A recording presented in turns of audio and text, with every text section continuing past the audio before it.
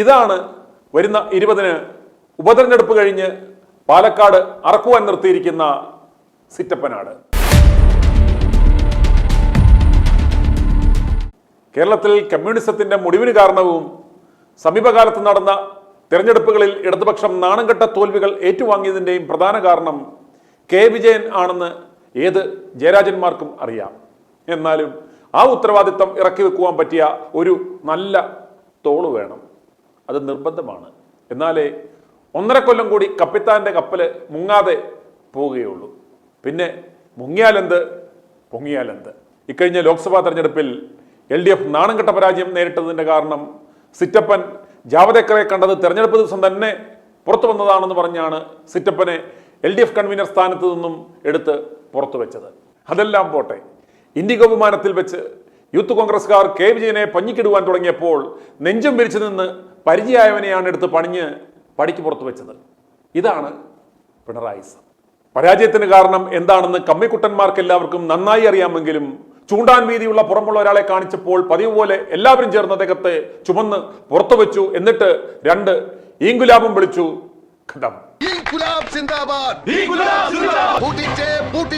അങ്ങനെ സിറ്റപ്പൻ ഒന്നുമില്ലാതെ ചൊറിയും കുത്തിയിരുന്നപ്പോഴാണ് ആത്മകഥം എഴുതിക്കളയാം എന്ന് വെച്ചത്. എഴുതാനാണെങ്കിൽ അറിയാനും വയ്യ, എഴുതാതിരിക്കാനും വയ്യ എന്ന അവസ്ഥയിലാണ് ആരോ പറഞ്ഞത് DC-യെ ഏൽപ്പിച്ചാൽ മതി, എന്ത് വേണമെന്ന് പറഞ്ഞാൽ മതി, സംഭവം അടിപൊളിയാക്കി തരുമെന്ന്. പക്ഷേ ഇത്രയും അടിപൊളിയാക്കുമെന്ന് പ്രതീക്ഷിച്ചില്ല. ഇതൊന്നും ഞാനേ ബന്ധമുള്ളതേ അല്ല. ഞാനിങ്ങനെ ഒരാളെ എഴുതാനും പിന്നെ പ്രസിദ്ധീകരിക്കാൻ ഏൽപ്പിച്ചിട്ടുമില്ല. ഒരു DC ബുക്സുകാരും ഞാൻ ഏൽപ്പിച്ചിട്ടില്ല. ഇത് എനിക്ക് തോന്നുന്നത് ഇത് ചെയ്യാൻ വേണ്ടി ടൈപ്പ് ചെയ്ത് റെഡിയാക്കാൻ വേണ്ടിയിട്ടുള്ള കൊടുത്തിട്ട് നേടുന്ന കുറച്ച് പേജ് വാങ്ങി എന്താ മാനിക്കുലേറ്റ് ചെയ്തിട്ടുണ്ട്. ഞാൻ ശക്തമായ നടപടി സ്വീകരിക്കും. അങ്ങനെ എഡിറ്റ് ചെയ്യാൻ കൊടുത്തത് ചോർന്നു എന്നാണ് പറയുന്നത്. അല്ല, എവിടെയാണ് നോക്കണത്, എവിടെയാണെന്നുള്ളത്. ഈ വന്നിരിക്കുന്ന എല്ലാം തെറ്റാണ്. ഇതൊന്നും ഞാൻ എഴുതിയ പുസ്തകത്തിലുള്ളതല്ല. എൻ്റെ പുസ്തകം അതേ അല്ല. അത് അവരുടെ എന്തോ ബിസിനസ് താല്പര്യത്തിന് വേണ്ടി എന്തോ എഴുതി വെച്ച് പ്രചരിപ്പിക്കുകയായിരുന്നു. അത് ഇന്ന് തന്നെ തിരഞ്ഞെടുത്തത് അവരുടെ പബ്ലിസിറ്റിക്ക് വേണ്ടി. ഇന്ന് 10:30 ഉദ്ഘാടനം വെച്ചിരിക്കില്ല ആര്? അതിൽ തന്നെ ഇതിൻ്റെ കള്ളത്തരം വ്യക്തമല്ലേ. ഞാൻ എഴുതിയ പുസ്തകം ഞാൻ അറിയാതെ ഇന്ന് പ്രകാശന ഈ സംഭവം പറഞ്ഞ് വേൾഡ് ബുക്ക് ഓഫ് റെക്കോർഡ്സുകാർ വണ്ടിയും പിടിച്ച് അങ്ങ് ചെന്നു. എവിടെ? കണ്ണൂർക്ക്. കാരണം ഗ്രന്ഥകർത്താവ് അറിയാതെ ഒരു ആത്മകഥം പൊത്തക രൂപത്തിൽ ഇറക്കിയിരിക്കുന്നു. പ്രസാധകൻ ഗ്രന്ഥകർത്താവ് എന്ന് ചൂണ്ടിക്കാട്ടിയയാൾ പറയുന്നു, ഇതെൻ്റെ ആത്മകഥമല്ല, എൻ്റെ ആത്മകഥം ഇങ്ങനെയല്ല, സംശയമുണ്ടെങ്കിൽ എൻ്റെ ഭാര്യയോട് ചോദിക്കുക എന്ന്. ആത്മകഥമെല്ലാം കൂടി വാരിപ്പെറുക്കി പുറത്തിട്ടാൽ 174 പേജല്ല, മിനിമം അതിൻ്റെ ഒരു 4 ഇരട്ടിയെങ്കിലും വരുമെന്നാണ് സിറ്റപ്പൻ കട്ടയ്ക്ക് നിന്ന് പറയുന്നത്. ഇതിപ്പോ ആരെ വിശ്വസിക്കും? സഖികെട്ട ജനങ്ങൾ DC-യുടെ കേന്ദ്ര ആഫീസിൽ വിളിച്ച് പൊങ്കാല തുടങ്ങി. ഹലോ മാഡം, DC ബുക്സ് അല്ലേ? അതെ മാഡം, ഒരു സംശയം ചോദിക്കാൻ വേണ്ടി വിളിച്ചാണ്. എന്തായിരുന്നു? ഈ 2 ദിവസമായിട്ടേ ഈ ജയരാജനെ പറ്റി നിങ്ങളുടെ DC ബുക്സിൽ പുള്ളി ഒരു ആത്മകഥ എഴുതിയിട്ട് നിങ്ങൾക്കത് പബ്ലിഷ് ചെയ്യാൻ ചോദിച്ചു. അത് എല്ലാ മീഡിയാസിലും ഇത് കാണിക്കുന്നുണ്ട്. ഇതിന്റെ സത്യാവസ്ഥ എന്താണെന്ന് അറിയാൻ വേണ്ടി വിളിച്ചാണ്. സാറിന് പോലെ ഞാൻ പബ്ലിക്കിലോട്ട് കണക്ട് ചെയ്തുതരാം, അവിടെ ചോദിച്ചോളൂ കേട്ടോ.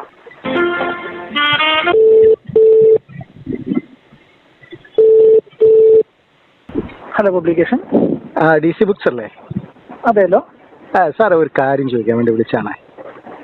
ഈ കഴിഞ്ഞ 2 ദിവസമായിട്ട് എല്ലാ മീഡിയാസിലും ഈ ജയരാജനെ പറ്റി പുള്ളി ഒരു ആത്മകഥ എഴുതിയിട്ട് നിങ്ങൾക്കത് പബ്ലിഷ് ചെയ്യാൻ തന്നു എന്ന് പറഞ്ഞിട്ട് ഒരു ഫേക്ക് ന്യൂസ് ആണോ അത് ശരിക്കും നിങ്ങൾ ഉള്ളതാണോ? അത് നിങ്ങൾ എന്തെങ്കിലും അതിന്റെ സത്യാവസ്ഥ അറിയാൻ വേണ്ടി വിളിച്ചാണ്.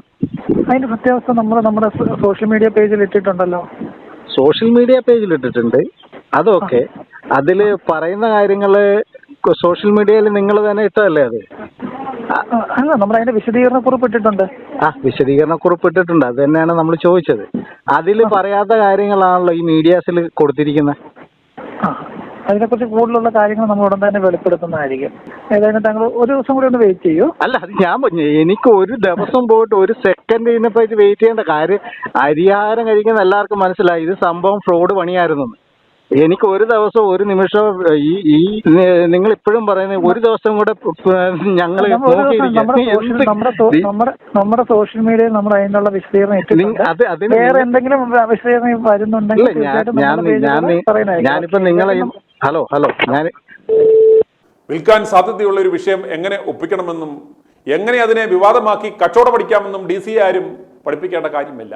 അതൊരുമാതിരി പിണറായിയെ വെറുപ്പിക്കുവാൻ പഠിപ്പിക്കുന്ന മാതിരി ആയിപ്പോകും. അങ്ങനെ ഡി സി സിറ്റപ്പന്റെ കയ്യിൽ നിന്നും ഒരു ഔട്ട്ലൈൻ എടുത്ത് ബാക്കി വെച്ചങ്ങ് കാച്ചി, കണ്ടന്റും റെഡിയാക്കി, കവർ പേജും റെഡിയാക്കി, ലോഞ്ചാൻ പറ്റിയ മുഹൂർത്തം ഉപതെരഞ്ഞെടുപ്പാണെന്ന് കണ്ട് തീയതിയും മുഹൂർത്തവും കുറിച്ചു. അപ്പോഴല്ലേ സംഭവം കയ്യിൽ നിന്ന് പോയത്. പുസ്തകത്തിന്റെ പിതൃത്വം സിറ്റപ്പൻ തള്ളിക്കളഞ്ഞു. വെറുതെ തള്ളിക്കളയുകയല്ലായിരുന്നു, DGPക്ക് കേസ് വരെ കൊടുത്തു കളഞ്ഞു. പക്ഷേ ഡി സിയുടെ പേര് മാത്രം എന്തോ പറഞ്ഞില്ല കേട്ടോ. കാരണം ഡി സി ഉള്ളത് പറഞ്ഞാൽ പോയില്ലേ. പക്ഷേ ഡി സി ശ്രദ്ധിക്കാതിരുന്ന ഒരു കാര്യമുണ്ട് ഇവിടെ. അത് നമ്മുടെ മുരളീധരൻജി ഇപ്പോൾ പറയും. ഈ പാർട്ടിയായിട്ട് അല്പം പിണങ്ങിയ കാലത്ത് എഴുതിയതാണ്.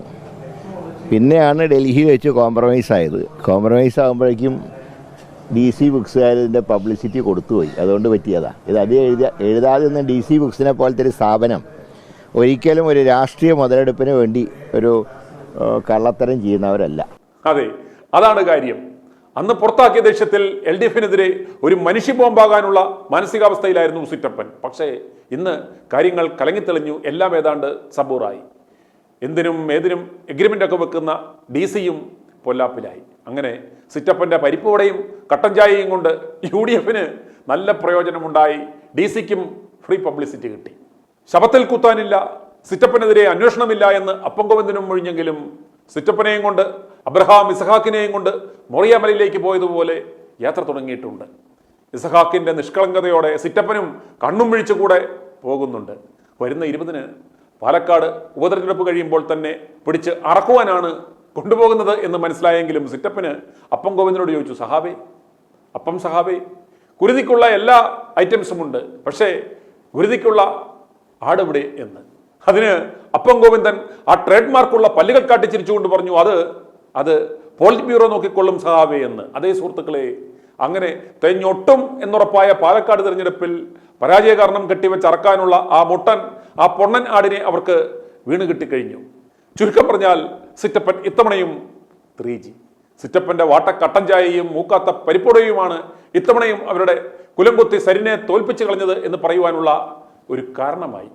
അതുകൊണ്ട് തന്നെ സിറ്റപ്പൻ ആടല്ല, പോത്താണ് എന്നാണ് സഹാക്കന്മാർ പറയുന്നത്. കാരണം ഇറച്ചിയും ഉപയോഗിക്കാം, ചാണകവും ഉപയോഗിക്കാം എന്ന്. ഇതെല്ലാം കണ്ട് കെ വിജയൻ ക്ലിപ്പ് ഹൗസിന്റെ ഉമ്മറത്തിരുന്ന് പറയുകയാണ്, സുഹൃത്തുക്കളെ, ഇത്തവണ ഈ സിറ്റപ്പൻ ഇല്ലായിരുന്നുവെങ്കിൽ നമ്മൾ